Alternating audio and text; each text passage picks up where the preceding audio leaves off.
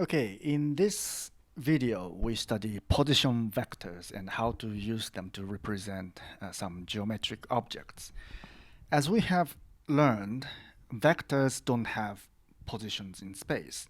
So any arrows with the same length and same direction, they are considered to be the same vector. But nevertheless, we can always nail down its source to the origin so that its target represents a point in space. And by doing this, we can express various geometric objects in convenient manners. Okay, so let's start. Okay, first consider how to express a line in space that passes through 2 points. Okay, for simplicity, we use two-dimensional space, but this applies to any dimensions actually. So let's say we have point A, so this is a position vector pointing to this point in space, and another point B, okay? Then we want to find an expression for the line that passes through these 2 points. So something like this. So this is straight line. Okay, so how do we do that? First, this line is parallel to this arrow, starting from A and stopping at B. So this arrow is on this line, right? We want to find. So what is this arrow? Let's say this is a vector x, okay? Then as you can see, first we go from the origin to A. Then we add to A, we add x. Then as a result, we get the vector B. Okay, that means A plus x should be equal to B. Therefore, this vector x should be B minus A. So this vector is actually B minus A. Okay, so any point on this line where it may be here or here or here or anywhere on this line should be multiple of B minus A starting from A. Okay, consider a vector starting from A. Let's say this is R, okay, any point, arbitrary point on this line. So the vector from A to R is, by the same argument, it should be R minus A. Okay, so R minus A, this vector, is a multiple of this vector. Therefore, we have R minus A is equal to some multiple, let's say lambda, of B minus A. So the set of points on this line can be defined as this. Set of points that is in here, this picture is in 2 dimensions, but it can be any dimensions actually. So let's say it's n-dimensional. So the set of points on the line can be written as, so move this R plus is equal to A, so move this A to, add A to both sides, and then we have A plus lambda B minus A, where lambda is any real number, okay? In this particular picture, if lambda is positive, then R is on this side. When lambda is positive, then R is on this side. When lambda is negative, then R is somewhere on this side. So it's opposite of B. Let's consider a concrete example. Let's say in 2 dimensions, A is, for example, 1, 2, and B is 3, 4. Let's draw a picture here. So x-axis, y-axis. Let's say this is 1 and 2, so this is A, and 2, 3,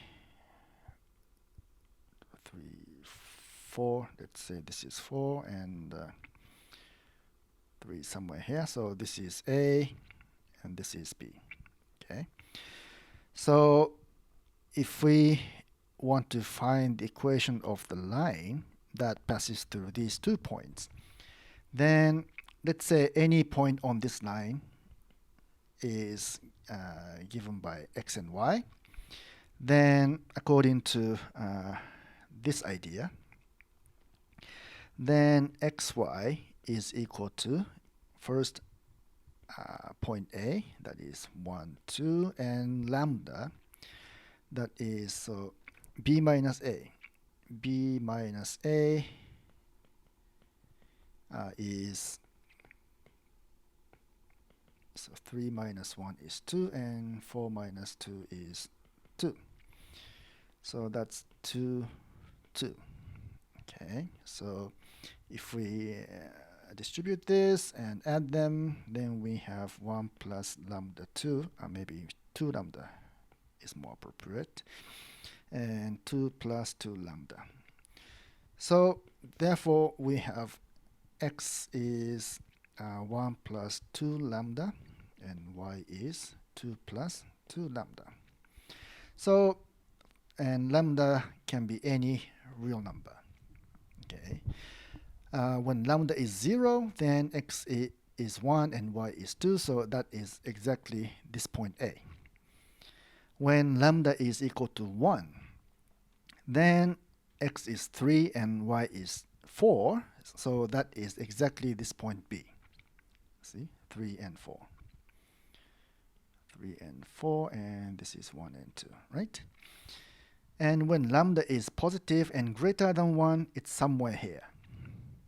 Okay, and lambda is negative, then it's somewhere here. X and y are somewhere here. Maybe this is not familiar, so let's get rid of this lambda. By doing so, we will find that ordinary form of equation in 2 dimensions. So in this case, we have 2 lambda here and 2 lambda here. So we can just subtract both sides. So we have x minus y is equal to, so 2 lambda, they cancel, and this is negative 1. So y is equal to x plus 1. So this is the equation of the line. So maybe this is more familiar to you, but this one is also a valid expression for the line, and we call it a parametric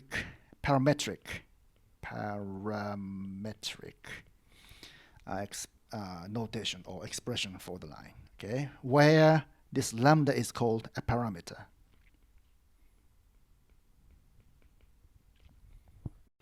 And you should note that when this lambda varies between 0 and 1, the point moves between A and B.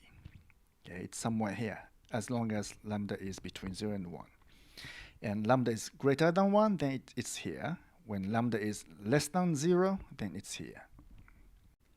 And next, let's consider this set of points P, that is R in n-dimensional space, where the scalar product between R minus C, where C is a given point, and C is equal to 0. So what does this mean? Okay, we have studied that the scalar product is related to the angle between 2 vectors, right? So this one, so C is a given point and can be written as the absolute value of the norm of R minus C times the norm of C times cosine theta, where theta is the angle between these 2 vectors, right? But now this is equal to 0. So assuming these 2 vectors are not 0 vectors, then the only possibility for this product to be 0 is that cosine theta should be being 0, right? So that means this angle is either pi or negative pi. So it's some multiple, integer multiple of pi. Okay, that means, oh wait a minute, it's not pi. Sorry, it should cosine theta is 0, so it's not pi. It's pi over 2. Okay, it can be either positive or negative. So either way, cosine theta is 0. So that means if we plot, for simplicity again, 2 dimensions, let's say this is point C. Okay, and we have somewhere a vector r, and r minus c is this difference, right? So r minus c is this difference. So the fact that the scalar product between these two vectors is 0 means that these two vectors are orthogonal to each other or perpendicular to each other. So that means this angle is the right angle. Okay, so this angle is same as, so if you just translate this without changing the direction or the length of this vector, this can be moved to somewhere here. So this angle is the right angle. So that's 2 pi, pi over 2. So it's the same thing as this one. So in case of 2 dimensions, this set represents a line that passes through C, this point C, and that is perpendicular to this vector. Okay, that's the case for 2 dimensions. But in 3 dimensions, it's not just this line, but it's a plane that passes through point C and perpendicular to this vector. So let's see if I can write it in 3 dimensions. So maybe C is somewhere here. So in 3 dimensions we have x, y, z coordinates, right? So let's say this is C. Then the point in this set is all the points on the plane, this plane, that is perpendicular to this vector. Okay, so any point on this plane, let's say this is r, and then this is this vector is r minus c. So this vector and this vector are perpendicular to each other. So anywhere on this plane, it's perpendicular, right? So r minus c. So in this case, it's in the case of 3-dimensional space, this set represents a plane. Okay.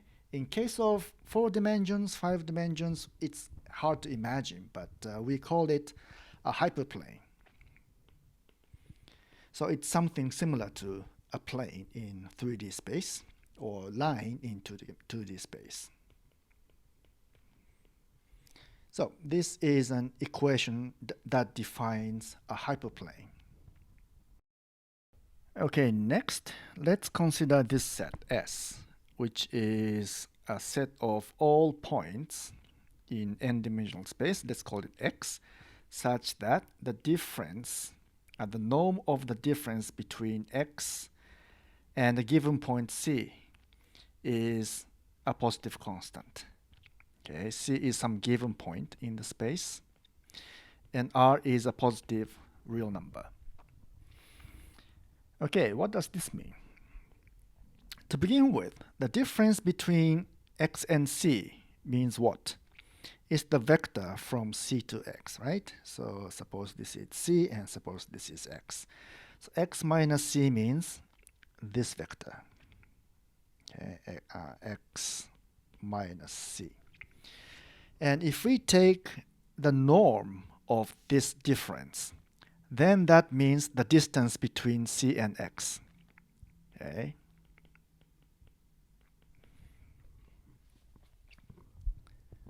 So it's the length of this vector. So that means the length of this vector. And this equation says this length, the distance between C and X, is constant. So what does that mean? For simplicity, let's consider a two-dimensional case. So C and X, the distance is fixed. Okay. And such a set of points is the circle. It's the circle centered at C with the radius of R. So that's what this means in case of 2 dimensions. In case of 3 dimensions, let's add another point. Then it represents a sphere in 3-dimensional space. So any point on the sphere has the distance from C equal to R. R is the radius of the sphere. And in case of higher dimensional spaces, this is something similar to sphere, but we call it hypersphere.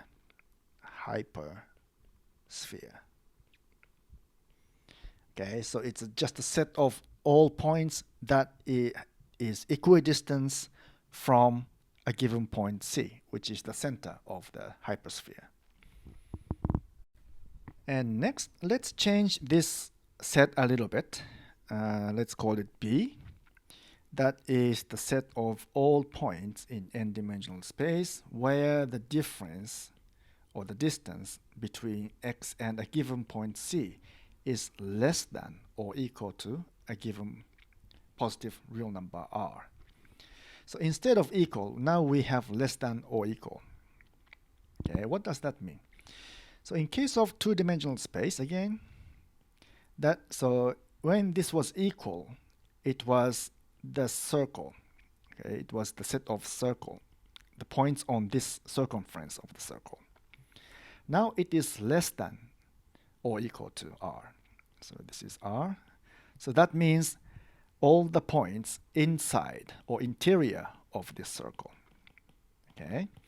In case of 2D, 2-dimensional space, we call it a disk. It's like a disk, right? And in case of 3-dimensional space, it's a ball. It's called a ball. Okay. So it's all the points in the interior as well as on the surface of the sphere. So it's called a ball. In case of general dimensions, n-dimensional space, we call it n-ball. Okay. So in this video, we learn how to express a line using position vectors or plane in space or hyperplane or sphere or hypersphere. Of course, plane becomes a line in 2 dimensions, and sphere becomes a circle in 2 dimensions, and balls. So these things can be very conveniently expressed by using position vectors. Okay, that's all for this video, and see you later.